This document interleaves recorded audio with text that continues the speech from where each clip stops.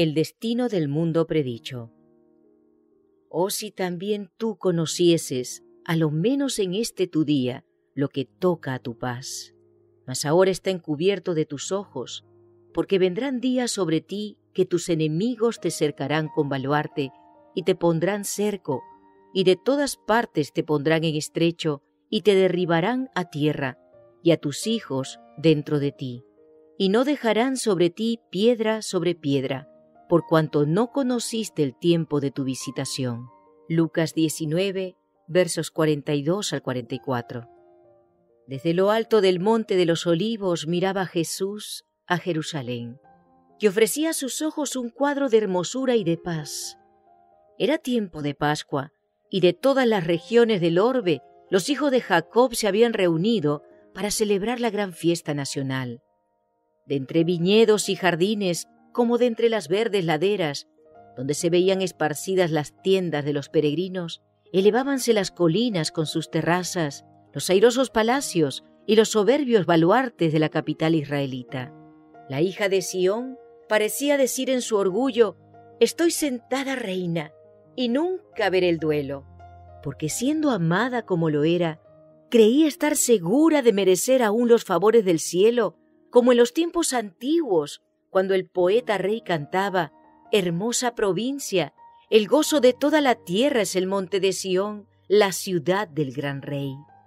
Resaltaban a la vista las construcciones espléndidas del templo, cuyos muros de mármol blanco como la nieve estaban entonces iluminados por los últimos rayos del sol poniente, que al hundirse en el ocaso hacía resplandecer el oro de puertas, torres y pináculos.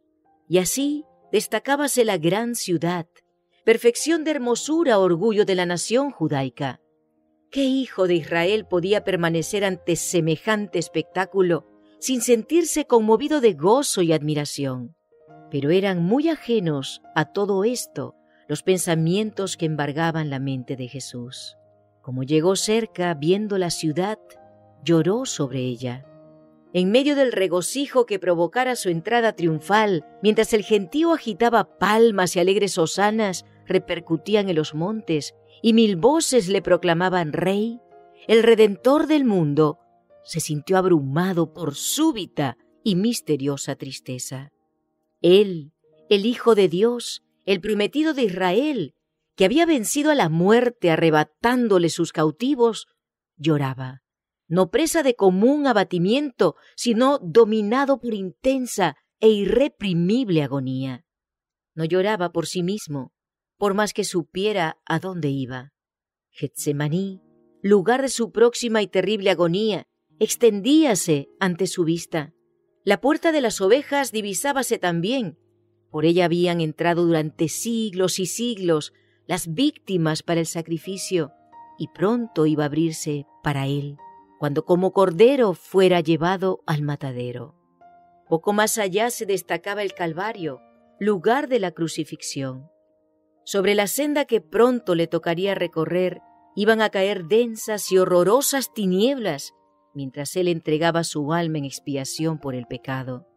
No era, sin embargo, la contemplación de aquellas escenas lo que arrojaba sombra sobre el Señor en aquella hora de gran regocijo, ni tampoco el presentimiento de su angustia sobrehumana lo que nublaba su alma generosa.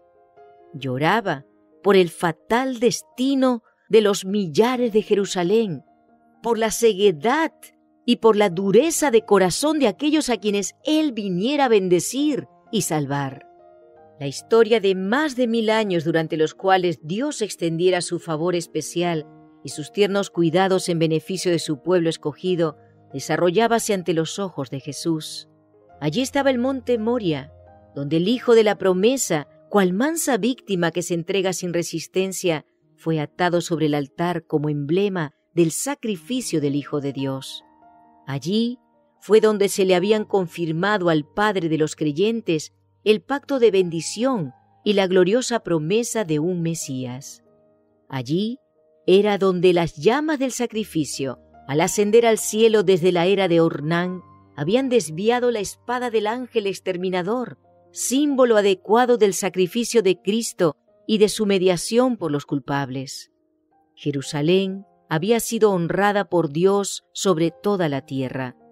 El Señor había elegido a Sión, deseóla por habitación para sí. Allí habían proclamado los santos profetas durante siglos y siglos sus mensajes de amonestación. Allí habían mecido los sacerdotes sus incensarios y había subido hacia Dios el humo del incienso mezclado con las plegarias de los adoradores. Allí había sido ofrecida día tras día la sangre de los corderos sacrificados que anunciaban al Cordero de Dios que había de venir al mundo. Allí había manifestado Jehová su presencia en la nube de gloria sobre el propiciatorio. Allí se había asentado la base de la escalera mística que unía el cielo con la tierra, que Jacob viera en sueños, y por la cual los ángeles subían y bajaban, mostrando así al mundo el camino que conduce al lugar santísimo. De haberse mantenido Israel como nación fiel al cielo, Jerusalén habría sido para siempre la elegida de Dios. Pero la historia de aquel pueblo tan favorecido era un relato de sus apostasías y sus rebeliones. Había resistido la gracia del cielo, abusado de sus prerrogativas y menospreciado sus oportunidades. A pesar de que los hijos de Israel hacían escarnio de los mensajeros de Dios y menospreciaban sus palabras, burlándose de sus profetas, el Señor había seguido manifestándoseles como Jehová, fuerte, misericordioso y piadoso, tardo para la ira y grande en benignidad y verdad. Y por más que le rechazaran una y otra vez, de continuo había seguido instándoles con bondad inalterable. Más grande que la amorosa compasión del Padre por su Hijo, era el solícito cuidado con que Dios velaba por su pueblo, enviándole amonestaciones por mano de sus mensajeros, madrugando para enviárselas, porque tuvo compasión de su pueblo y de su morada. Y al fin, habiendo fracasado las amonestaciones, las reprensiones y las súplicas, les envió el mejor don del cielo. Más aún, derramó todo el cielo en ese solo don. El Hijo de Dios fue enviado para exhortar a la ciudad rebelde. Era Cristo quien había sacado a Israel como una vid de Egipto. Con su propio brazo había arrojado a los gentiles de delante de ella, la había plantado en un recuesto lugar fértil, la había cercado cuidadosamente y había enviado a sus siervos para que la cultivasen. ¿Qué más se había de hacer a mi viña?, exclamó, ¿que yo no haya hecho en ella? A pesar de estos cuidados y por más que habiendo esperado que llevase uvas valiosas, las había dado silvestres, el Señor compasivo, movido por su anhelo de obtener fruto, vino en persona a su viña para librarla, si fuera posible, de la destrucción. La labró con esmero, la podó y la cuidó. Fue incansable en sus esfuerzos para salvar aquella viña que él mismo había plantado. Durante 3 años, el Señor de la luz y de la gloria estuvo yendo y viniendo entre su pueblo. Anduvo haciendo bienes y sanando a todos los oprimidos del diablo, curando a los de corazón quebrantado, poniendo en libertad a los cautivos, dando vista a los ciegos, haciendo andar a los cojos y oír a los sordos, limpiando a los leprosos, resucitando muertos y predicando el evangelio a los pobres. A todas las clases sociales por igual dirigía el llamamiento de gracia. Venid a mí, todos los que estáis trabajados y cargados, que yo os haré descansar. A pesar de recibir por recompensa el mal por el bien y el odio a cambio de su amor, prosiguió con firmeza su misión de paz y misericordia. Jamás fue rechazado ninguno de los que se acercaron a él en busca de su gracia. Errante y sin hogar, sufriendo cada día oprobio y penurias, solo vivió para ayudar a los pobres, aliviar a los agobiados y persuadirlos a todos a que aceptasen el don de vida. Los efluvios de la misericordia divina eran rechazados por aquellos corazones endurecidos y reacios, pero volvían sobre ellos con más vigor impulsados por la augusta compasión y por la fuerza del amor que sobrepuja a todo entendimiento. Israel, empero, se alejó de él, apartándose así de su mejor amigo y de su único auxiliador. Su amor fue despreciado, rechazados sus dulces consejos y ridiculizadas sus cariñosas amonestaciones. La hora de esperanza y de perdón transcurrió rápidamente. La copa de la ira de Dios por tanto tiempo contenida estaba casi llena. La nube que había ido formándose a través de los tiempos de apostasía y rebelión veíase ya negra, cargada de maldiciones, próxima a estallar sobre un pueblo culpable, y el único que podía librarle de su suerte fatal inminente había sido menospreciado, escarnecido y rechazado, y en breve lo iban a crucificar. Cuando el Cristo estuviera clavado en la cruz del Calvario, ya habría transcurrido para Israel su día como nación favorecida y saciada de las bendiciones de Dios. La pérdida de una sola alma se considera como una calamidad infinitamente más grande que la de todas las ganancias y todos los tesoros de un mundo. Pero mientras Jesús fijaba su mirada en Jerusalén, veía la ruina de toda una ciudad, de todo un pueblo, de aquella ciudad y de aquel pueblo que habían sido elegidos de Dios, su especial tesoro. Los profetas habían llorado la apostasía de Israel y lamentado las terribles desolaciones con que fueron castigadas sus culpas. Jeremías deseaba que sus ojos se volvieran manantiales de lágrimas para llorar día y noche por los muertos de la hija de su pueblo y por el rebaño del Señor que fue llevado cautivo. ¿Cuál no sería entonces la angustia de aquel cuya mirada profética abarcaba no unos pocos años, sino muchos siglos? Veía al ángel exterminador blandir su espada sobre la ciudad que por tanto tiempo fuera morada de Jehová.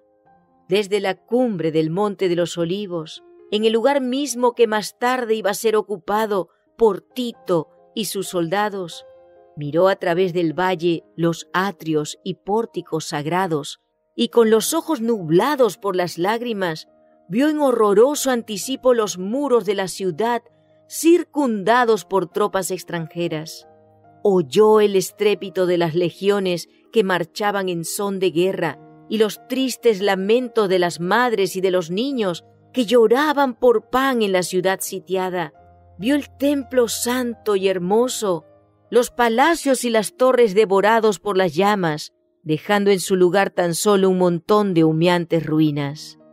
Cruzando los siglos con la mirada, vio al pueblo del pacto disperso en toda la tierra, como náufragos en una playa desierta. En la retribución temporal que estaba por caer sobre sus hijos, vio como el primer trago de la copa de la ira que en el juicio final aquel mismo pueblo deberá apurar hasta las heces. La compasión divina y el sublime amor de Cristo hallaron su expresión en estas lúgubres palabras. Jerusalén, Jerusalén, que matas a los profetas y apedreas a los que son enviados a ti. ¿Cuántas veces quise juntar tus hijos como la gallina junta sus pollos debajo de las alas, y no quisiste? Oh, si tú, nación favorecida entre todas, hubieras conocido el tiempo de tu visitación y lo que atañe a tu paz. Yo detuve al ángel de justicia y te llamé al arrepentimiento, pero en vano. No rechazaste tan solo a los siervos, ni despreciaste tan solo a los enviados y profetas, sino al Santo de Israel, tu Redentor. Si eres destruida, tú sola tienes la culpa. No queréis venir a mí para que tengáis vida. Cristo vio en Jerusalén un símbolo del mundo endurecido en la incredulidad y rebelión, que corría presuroso a recibir el pago de la justicia de Dios. Los lamentos de una raza caída oprimían el alma del Señor y le hicieron prorrumpir en esas expresiones de dolor. Vio además las profundas huellas del pecado marcadas por la miseria humana con lágrimas y sangre. Su tierno corazón se conmovió de compasión infinita por las víctimas de los padecimientos y aflicciones de la tierra. Anheló salvarlos a todos, pero ni aun su mano podía desviar la corriente del dolor humano que del pecado dimana. Pocos buscarían la única fuente de salud. Él estaba dispuesto a derramar su misma alma hasta la muerte y poner así la salvación al alcance de todos, pero muy pocos iban a acudir a Él para tener vida eterna. Mirad al Rey del cielo, derramando copioso llanto. Ved al Hijo del Dios infinito turbado en espíritu y doblegado bajo el peso del dolor. Los cielos se llenaron de asombro al contemplar semejante escena que pone tan de manifiesto la culpabilidad enorme del pecado y que nos enseña lo que le cuesta, aún al poder infinito, salvar al pecador de las consecuencias que le acarrea la transgresión de la ley de Dios. Dirigiendo Jesús sus miradas hasta la última generación, vio al mundo envuelto en un engaño semejante al que causó la destrucción de Jerusalén. El gran pecado de los judíos consistió en que rechazaron a Cristo. El gran pecado del mundo cristiano iba a consistir en que rechazaría la ley de Dios, que es el fundamento de su gobierno en el cielo y en la tierra. Los preceptos del Señor iban a ser menospreciados y anulados. Millones de almas sujetas al pecado, esclavas de Satanás, condenadas a sufrir la segunda muerte, se negarían a escuchar las palabras de verdad en el día de su visitación. Terrible ceguedad, extraña infatuación.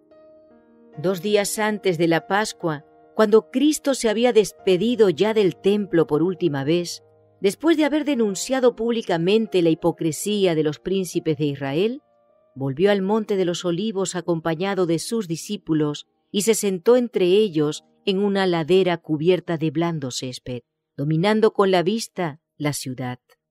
Una vez más contempló sus muros, torres y palacios. Una vez más miró el templo, que en su deslumbrante esplendor parecía una diadema de hermosura que coronara al sagrado monte. 1000 años antes el salmista había magnificado la bondad de Dios hacia Israel porque había escogido aquel templo como su morada.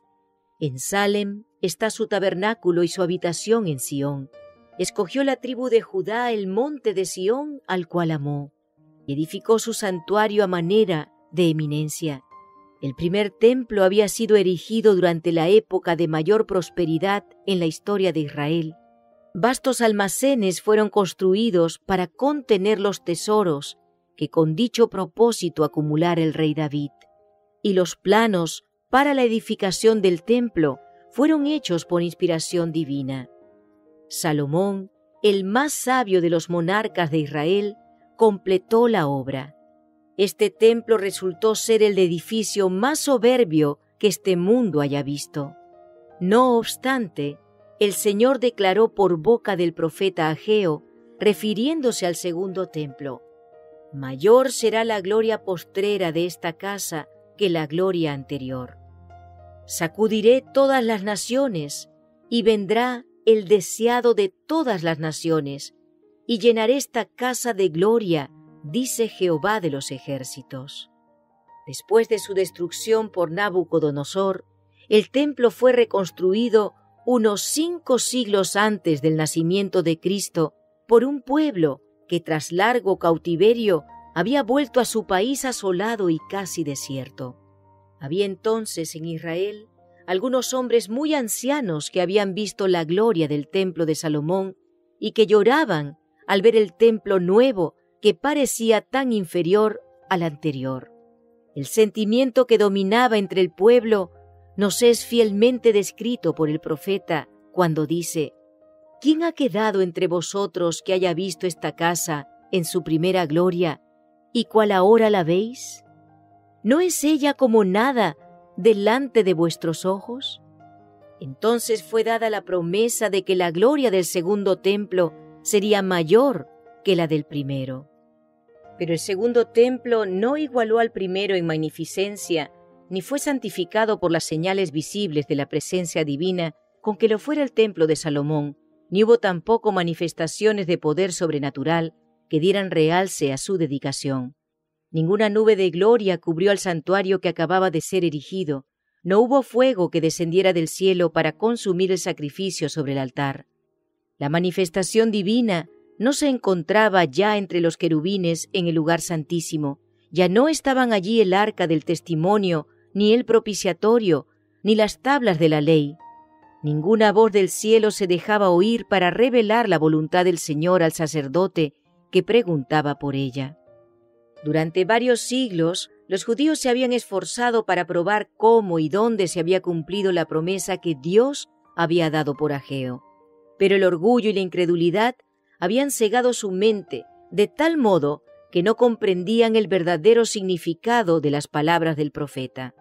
Al segundo templo no le fue conferido el honor de ser cubierto con la nube de la gloria de Jehová, pero sí fue honrado con la presencia de uno en quien habitaba corporalmente la plenitud de la divinidad, de uno que era Dios mismo manifestado en carne. Cuando el Nazareno enseñó y realizó curaciones en los atrios sagrados, se cumplió la profecía gloriosa. Él era el deseado de todas las naciones que entraba en su templo. Por la presencia de Cristo y solo por ella, la gloria del segundo templo superó la del primero. Pero Israel tuvo en poco al anunciado don del cielo, y con el humilde maestro que salió aquel día por la puerta de oro, la gloria había abandonado el templo para siempre. Así se cumplieron las palabras del Señor que dijo: «He aquí vuestra casa os es dejada desierta». Los discípulos se habían llenado de asombro y hasta de temor al oír las predicciones de Cristo respecto de la destrucción del templo, y deseaban entender de un modo más completo el significado de sus palabras. Durante más de 40 años se habían prodigado riquezas, trabajo y arte arquitectónico para enaltecer los esplendores y la grandeza de aquel templo. Herodes el Grande y hasta el mismo emperador del mundo contribuyeron con los tesoros de los judíos y con las riquezas romanas a engrandecer la magnificencia del hermoso edificio. Con este objeto habíanse importado de Roma enormes bloques de preciado mármol, de tamaño casi fabuloso, a los cuales los discípulos llamaron la atención del maestro diciéndole: «Mira qué piedras y qué edificios». Pero Jesús contestó con estas solemnes y sorprendentes palabras: «De cierto os digo que no será dejada aquí piedra sobre piedra que no sea destruida». Los discípulos creyeron que la destrucción de Jerusalén coincidiría con los sucesos de la venida personal de Cristo revestido de gloria temporal para ocupar el trono de un imperio universal, para castigar a los judíos impenitentes y libertar a la nación del yugo romano. Cristo les había anunciado que volvería, y por eso al oírle predecir los juicios que amenazaban a Jerusalén, se figuraron que ambas cosas sucederían al mismo tiempo, y al reunirse en derredor del Señor en el Monte de los Olivos, le preguntaron: «¿Cuándo serán estas cosas y qué señal habrá de tu venida y del fin del mundo?». Lo porvenir les era misericordiosamente velado a los discípulos. De haber visto con toda claridad esos dos terribles acontecimientos futuros, los sufrimientos del Redentor y su muerte, y la destrucción del templo y de la ciudad, los discípulos hubieran sido abrumados por el miedo y el dolor. Cristo les dio un bosquejo de los sucesos culminantes que habrían de desarrollarse antes de la consumación de los tiempos. Sus palabras no fueron entendidas plenamente entonces, pero su significado iba a aclararse a medida que su pueblo necesitase la instrucción contenida en esas palabras. La profecía del Señor entrañaba un doble significado. Al par que anunciaba la ruina de Jerusalén, presagiaba también los horrores del gran día final. Jesús declaró a los discípulos los castigos que iban a caer sobre el apóstata Israel, y especialmente los que debería sufrir por haber rechazado y crucificado al Mesías. Iban a producirse señales inequívocas, precursoras del espantoso desenlace. La hora aciaga llegaría presta y repentinamente, y el Salvador advirtió a sus discípulos: «Por tanto, cuando viereis la abominación del asolamiento, que fue dicha por Daniel profeta, que estará en el lugar santo, el que lee, entienda, entonces los que están en Judea huyan a los montes. Tan pronto como los estandartes del ejército romano idólatra fuesen clavados en el suelo sagrado, que se extendía varios estadios más allá de los muros, los creyentes en Cristo debían huir a un lugar seguro. Al ver la señal preventiva, todos los que quisieran escapar debían hacerlo sin tardar. Tanto en tierra de Judea como en la propia ciudad de Jerusalén, el aviso de la fuga debía ser aprovechado en el acto. Todo el que se hallase en aquel instante en el tejado de su casa no debía entrar en ella ni para tomar consigo los más valiosos tesoros. Los que trabajaran en el campo y en los viñedos no debían perder tiempo en volver por las túnicas que se hubiesen quitado para sobrellevar mejor el calor y la faena del día. Todos debían marcharse sin tardar si no querían verse envueltos en la ruina general. Durante el reinado de Herodes, la ciudad de Jerusalén no solo había sido notablemente embellecida, sino también fortalecida. Se erigieron torres, muros y fortalezas que, unidos a la ventajosa situación topográfica del lugar, la hacían aparentemente inexpugnable. Si en aquellos días alguien hubiese predicho públicamente la destrucción de la ciudad, sin duda habría sido considerado, cual lo fuera Noé en su tiempo, como alarmista insensato. Pero Cristo había dicho: «El cielo y la tierra pasarán, mas mis palabras no pasarán». La ira del Señor se había declarado contra Jerusalén a causa de sus pecados, y su obstinada incredulidad hizo inevitable su condenación. El Señor había dicho por el profeta Miqueas: «Oíd ahora esto, cabezas de la casa de Jacob y capitanes de la casa de Israel, que abomináis el juicio y pervertís todo el derecho, que edificáis a Sión con sangre y a Jerusalén con injusticia. Sus cabezas juzgan por cohecho y sus sacerdotes enseñan por precio, y sus profetas adivinan por dinero, y apóyanse en Jehová diciendo: ¿no está Jehová entre nosotros? ¿No vendrá mal sobre nosotros?». Estas palabras dan una idea cabal de cuán corruptos eran los moradores de Jerusalén y de cuán justos se consideraban. A la vez que se decían escrupulosos observadores de la ley de Dios, quebrantaban todos sus preceptos.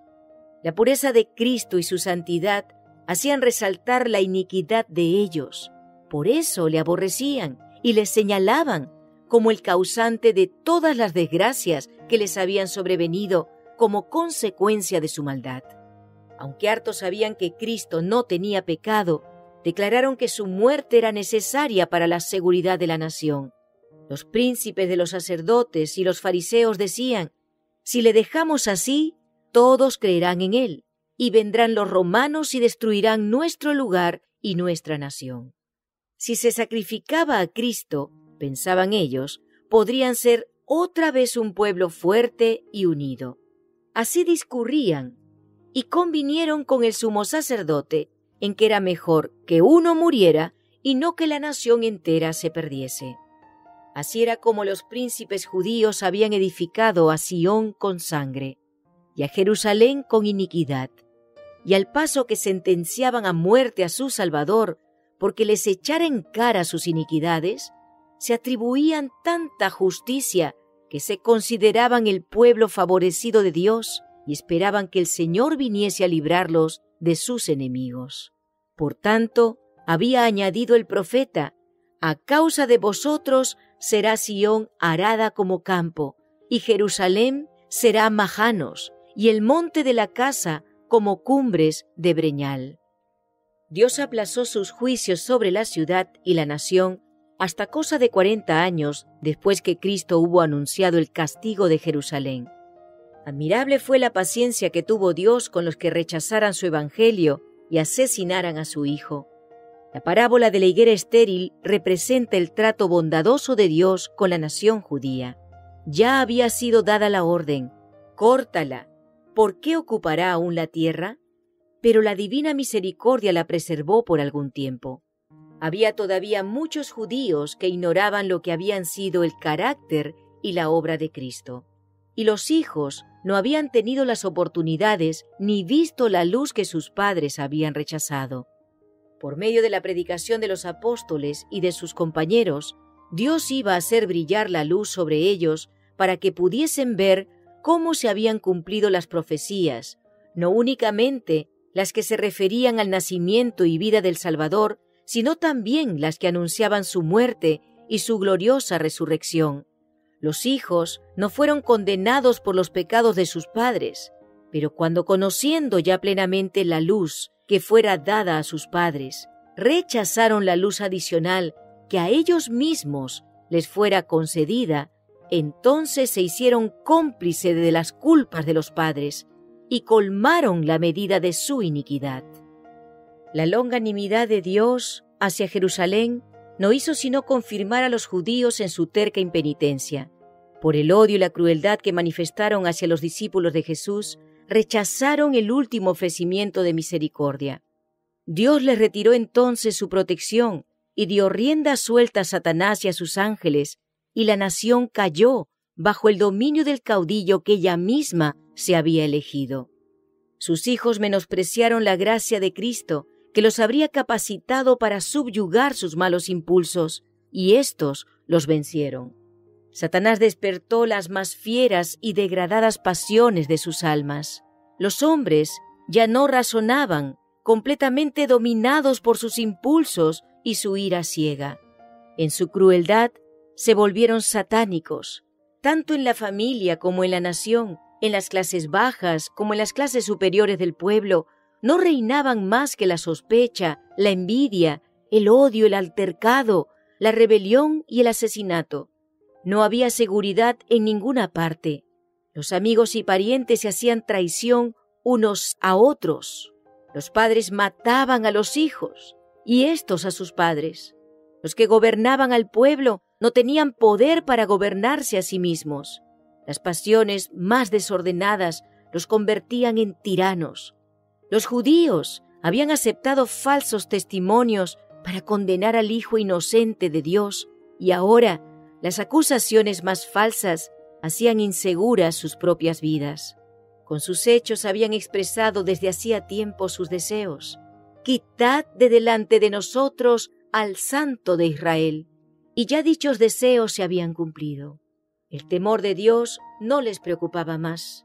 Satanás se encontraba ahora al frente de la nación y las más altas autoridades civiles y religiosas estaban bajo su dominio. Los jefes de los bandos opuestos hacían a veces causa común para despojar y torturar a sus desgraciadas víctimas, y otras veces esas mismas facciones peleaban unas contra otras y se daban muerte sin misericordia. Ni la santidad del templo podía refrenar su ferocidad. Los fieles eran derribados al pie de los altares y el santuario era mancillado por los cadáveres de aquellas carnicerías. No obstante, en su necia y abominable presunción, los instigadores de la obra infernal declaraban públicamente que no temían que Jerusalén fuese destruida, pues era la ciudad de Dios, y con el propósito de afianzar su satánico poder, sobornaban a falsos profetas para que proclamaran que el pueblo debía esperar la salvación de Dios, aunque ya el templo estaba sitiado por las legiones romanas. Hasta el fin las multitudes creyeron firmemente que el Todopoderoso intervendría para derrotar a sus adversarios. Pero Israel había despreciado la protección de Dios y no había ya defensa alguna para él. Desdichada Jerusalén, mientras las desgarraban las contiendas intestinas y la sangre de sus hijos, derramada por sus propias manos, teñía sus calles de carmesí. Los ejércitos enemigos echaban a tierra sus fortalezas y mataban a sus guerreros. Todas las predicciones de Cristo acerca de la destrucción de Jerusalén se cumplieron al pie de la letra. Los judíos palparon la verdad de aquellas palabras y advertencias del Señor. Con la medida que medís, se os medirá. Aparecieron muchas señales y maravillas como síntomas precursores del desastre y de la condenación. A la medianoche una luz extraña brillaba sobre el templo y el altar. En las nubes, a la puesta del sol, se veían como carros y hombres de guerra que se reunían para la batalla. Los sacerdotes que ministraban de noche en el santuario eran aterrorizados por ruidos misteriosos. Temblaba la tierra y se oían voces que gritaban: «¡Salgamos de aquí!». La gran puerta del oriente, que por su enorme peso era difícil de cerrar entre 20 hombres, y que estaba asegurada con formidables barras de hierro afirmadas en el duro pavimento de piedras de gran tamaño, se abrió a la medianoche de una manera misteriosa. Durante 7 años, un hombre recorrió continuamente las calles de Jerusalén, anunciando las calamidades que iban a caer sobre la ciudad. De día y de noche entonaba la frenética endecha: «Voz del oriente, voz del occidente, voz de los 4 vientos, voz contra Jerusalén y contra el templo, voz contra el esposo y la esposa, voz contra todo el pueblo». Este extraño personaje fue encarcelado y azotado sin que exhalase una queja. A los insultos que le dirigían y a las burlas que le hacían, no contestaba sino con estas palabras: «¡Ay de Jerusalén! ¡Ay, ay de sus moradores!». Y sus tristes presagios no dejaron de oírse, sino cuando encontró la muerte en el sitio que él había predicho. Ni un solo cristiano pereció en la destrucción de Jerusalén. Cristo había prevenido a sus discípulos, y todos los que creyeron sus palabras esperaron atentamente las señales prometidas. «Cuando viereis a Jerusalén cercada de ejércitos», había dicho Jesús, «sabed entonces que su destrucción ha llegado. Entonces los que estuvieren en Judea huyan a los montes, y los que en medio de ella váyanse». Después que los soldados romanos, al mando del general Sestio Galo, hubieron rodeado la ciudad, abandonaron de pronto el sitio de una manera inesperada, y eso cuando todo parecía favorecer un asalto inmediato. Perdida ya la esperanza de poder resistir el ataque, los sitiados estaban a punto de rendirse, cuando el general romano retiró sus fuerzas sin motivo aparente para ello. Empero la previsora misericordia de Dios había dispuesto los acontecimientos para bien de los suyos. Ya estaba dada la señal a los cristianos que aguardaban el cumplimiento de las palabras de Jesús, y en aquel momento se les ofrecía una oportunidad que debían aprovechar para huir conforme a las indicaciones dadas por el Maestro. Los sucesos se desarrollaron de modo tal que ni los judíos ni los romanos hubieran podido evitar la huida de los creyentes.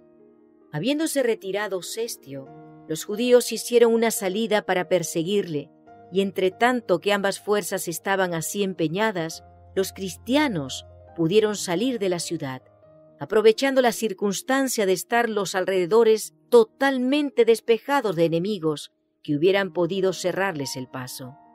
En la época del sitio, los judíos habían acudido numerosos a Jerusalén para celebrar la fiesta de los tabernáculos, y así fue como los cristianos esparcidos por todo el país pudieron escapar sin dificultad.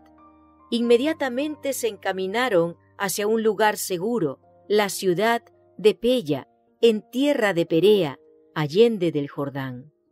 Las fuerzas judaicas perseguían de cerca a Sestio y a su ejército, y cayeron sobre la retaguardia con tal furia que amenazaban destruirla totalmente.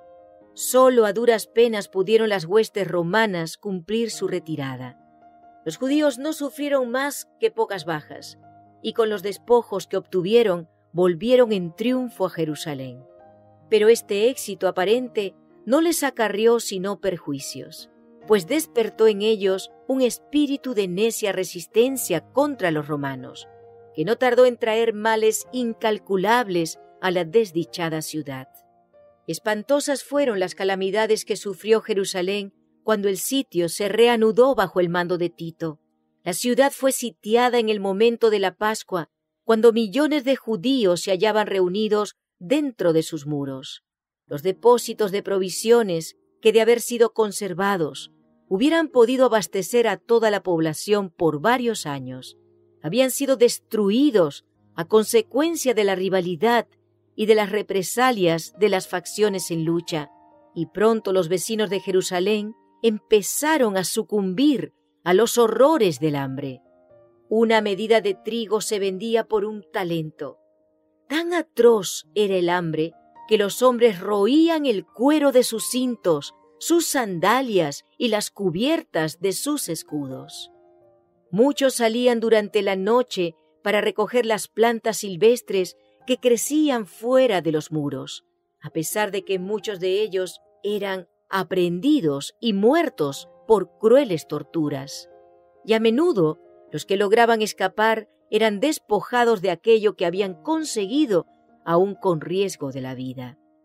Los que estaban en el poder imponían los castigos más infamantes para obligar a los necesitados a entregar los últimos restos de provisiones que guardaban escondidos. Y tamañas atrocidades eran perpetradas muchas veces por gente bien alimentada que solo deseaba almacenar provisiones para más tarde. Millares murieron a consecuencia del hambre y la pestilencia. Los afectos naturales parecían haber desaparecido. Los esposos se arrebataban unos a otros los alimentos. Los hijos quitaban a sus ancianos padres la comida que se llevaban a la boca. Y la pregunta del profeta, ¿se olvidará acaso la mujer de su niño mamante?, recibió respuesta en el interior de los muros de la desgraciada ciudad, tal como la diera la Santa Escritura. Las misericordiosas manos de las mujeres cuecen a sus mismos hijos. Estos les sirven de comida en el quebranto de la hija de mi pueblo. Una vez más se cumplía la profecía pronunciada 14 siglos antes, y que decía: la mujer tierna y delicada en medio de ti, que nunca probó a asentar en tierra la planta de su pie, de pura delicadeza y ternura, su ojo será avariento para con el marido de su seno, y para con su hijo y su hija, así respecto de su niño recién nacido, como respecto de sus demás hijos que hubiere parido. Porque ella sola los comerá ocultamente en la falta de todo, en la premura y en la estrechez con que te estrecharán tus enemigos dentro de tus ciudades.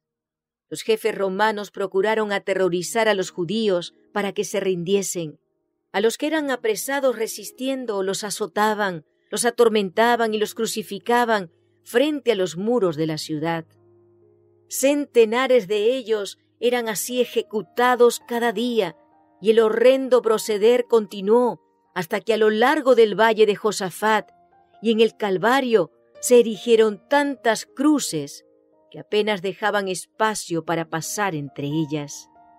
Así fue castigada aquella temeraria imprecación que lanzara el pueblo en el tribunal de Pilato, al exclamar: «Recaiga su sangre sobre nosotros y sobre nuestros hijos».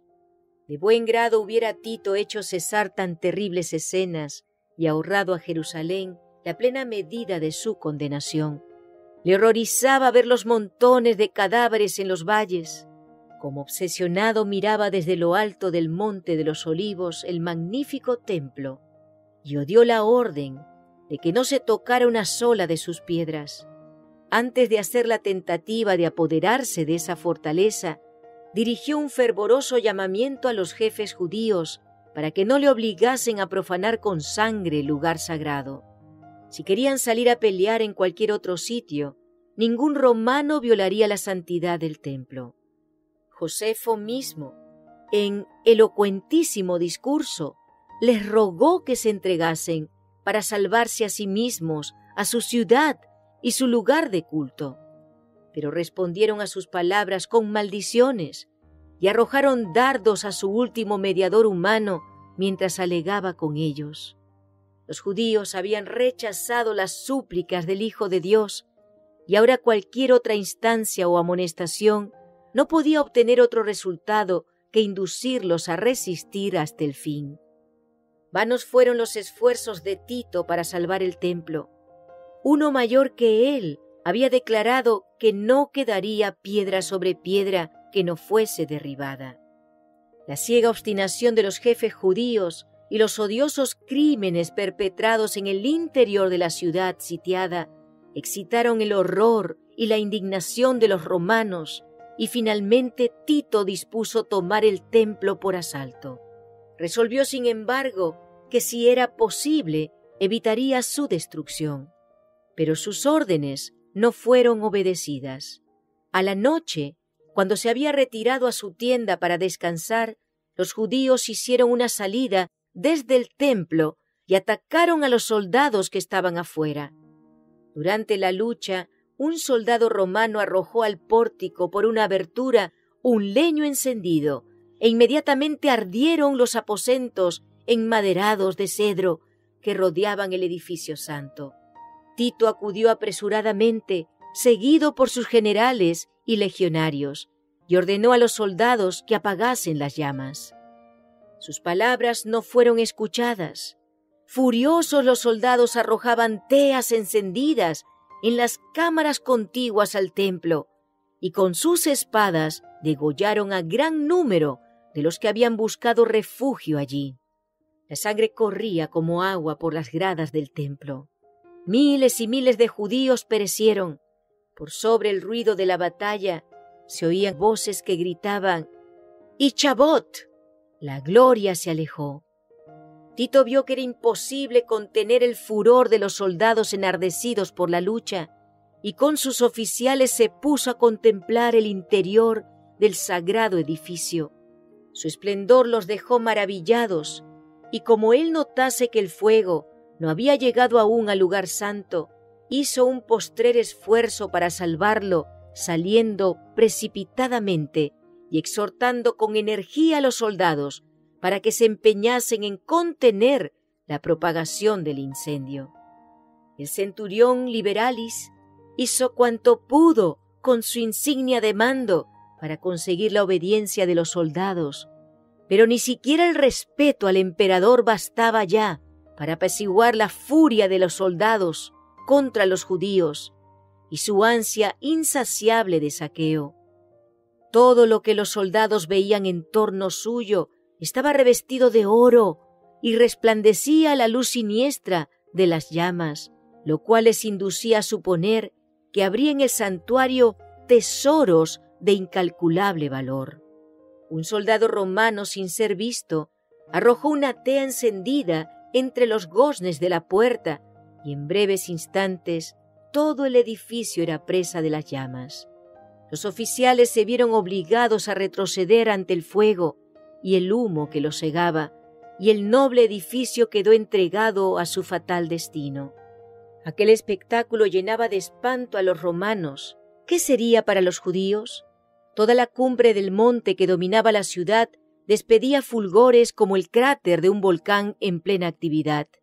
Los edificios iban cayendo a tierra uno tras otro, en medio de un estrépito tremendo, y desaparecían en el abismo ardiente. Las techumbres de cedro eran como sábanas de fuego, los dorados capiteles de las columnas relucían como espigas de luz rojiza, y los torreones inflamados despedían espesas columnas de humo y lenguas de fuego. Las colinas vecinas estaban iluminadas y dejaban ver grupos de gentes que se agolpaban por todas partes, siguiendo con la vista, en medio de la horrible inquietud, el avance de la obra destructora. Los muros y las alturas de la ciudad estaban llenos de curiosos que ansiosos contemplaban la escena, algunos con rostros pálidos por hallarse presa de la más atroz desesperación, otros encendidos por la ira al ver su impotencia para vengarse. El tumulto de las legiones romanas que desbandadas corrían de acá para allá, y los agudos lamentos de los infelices judíos que morían entre las llamas se mezclaban con el chisporroteo del incendio y con el estrépito de los derrumbes. En los montes repercutían los gritos de espanto y los ayes de la gente que se hallaba en las alturas. A lo largo de los muros se oía gritos y gemidos, y aún los que morían de hambre hacían un supremo esfuerzo para lanzar un lamento de angustia y desesperación. Dentro de los muros la carnicería era aún más horrorosa que el cuadro que se contemplaba desde afuera. Hombres y mujeres jóvenes y viejos, soldados y sacerdotes, los que peleaban y los que pedían misericordia, todos eran degollados en desordenada matanza. Superó el número de los asesinados al de los asesinos. Para seguir matando, los legionarios tenían que pisar sobre montones de cadáveres. Destruido el templo, no tardó la ciudad entera en caer en poder de los romanos. Los caudillos judíos abandonaron las torres que consideraban inexpugnables, y Tito las encontró vacías. Contemplólas asombrado y declaró que Dios mismo las había entregado en sus manos, pues ninguna máquina de guerra, por poderosa que fuera, hubiera logrado hacerle dueño de tan formidables baluartes. La ciudad y el templo fueron arrasados hasta sus cimientos. El solar sobre el cual se irguiera el santuario fue arado como campo. En el sitio y en la mortandad que le siguió, perecieron más de 1 millón de judíos. Los que sobrevivieron fueron llevados cautivos, vendidos como esclavos, conducidos a Roma para enaltecer el triunfo del conquistador, arrojados a las fieras del circo o desterrados y esparcidos por toda la tierra. Los judíos habían forjado sus propias cadenas, habían colmado la copa de la venganza. En la destrucción absoluta de que fueron víctimas como nación y en todas las desgracias que les persiguieron en la dispersión, no hacían sino cosechar lo que habían sembrado con sus propias manos. Dice el profeta: «Es tu destrucción, oh Israel, el que estés contra mí, porque has caído por tu iniquidad». Los padecimientos de los judíos son muchas veces representados como castigo que cayó sobre ellos por decreto del Altísimo. Así es como el gran engañador procura ocultar su propia obra. Por la tenacidad con que rechazaron el amor y la misericordia de Dios, los judíos le hicieron retirar su protección, y Satanás pudo regirlos como quiso. Las horrorosas crueldades perpetradas durante la destrucción de Jerusalén demuestran el poder con que se ensaña Satanás sobre aquellos que ceden a su influencia. No podemos saber cuánto debemos a Cristo por la paz y la protección de que disfrutamos. Es el poder restrictivo de Dios lo que impide que el hombre caiga completamente bajo el dominio de Satanás. Los desobedientes e ingratos deberían hallar un poderoso motivo de agradecimiento a Dios en el hecho de que su misericordia y clemencia haya coartado el poder maléfico del diablo. Pero cuando el hombre traspasa los límites de la paciencia divina, ya no cuenta con aquella protección que le libraba del mal. Dios no asume nunca para con el pecador la actitud de un verdugo que ejecuta la sentencia contra la transgresión, sino que abandona a su propia suerte a los que rechazan su misericordia, para que recojan los frutos de lo que sembraron sus propias manos. Todo rayo de luz que se desprecia, toda admonición que se desoye y rechaza, toda pasión malsana que se abriga, toda transgresión de la ley de Dios, son semillas que darán infaliblemente su cosecha. Cuando se la resiste tenazmente, el Espíritu de Dios concluye por apartarse del pecador, y éste queda sin fuerza para dominar las malas pasiones de su alma y sin protección alguna contra la malicia y perfidia de Satanás. La destrucción de Jerusalén es una advertencia terrible y solemne para todos aquellos que menosprecian los dones de la gracia divina y que resisten a las instancias de la misericordia divina. Nunca se dio un testimonio más decisivo de cuánto aborrece Dios el pecado y de cuán inevitable es el castigo que sobre sí atraen los culpables. La profecía del Salvador referente al juicio que iba a caer sobre Jerusalén va a tener otro cumplimiento, y la terrible desolación del primero no fue más que un pálido reflejo de lo que será el segundo. En lo que acaeció a la ciudad escogida, podemos ver anunciada la condenación de un mundo que rechazó la misericordia de Dios y pisoteó su ley. Lóbregos son los anales de la humana miseria que ha conocido la tierra a través de siglos de crímenes. Al contemplarlos el corazón desfallece y la mente se abruma de estupor. Horrendas han sido las consecuencias de haber rechazado la autoridad del cielo, pero una escena aún más sombría nos anuncian las revelaciones de lo porvenir. La historia de lo pasado, la interminable serie de alborotos, conflictos y contiendas, toda la armadura del guerrero en el tumulto de batalla y los vestidos revolcados en sangre.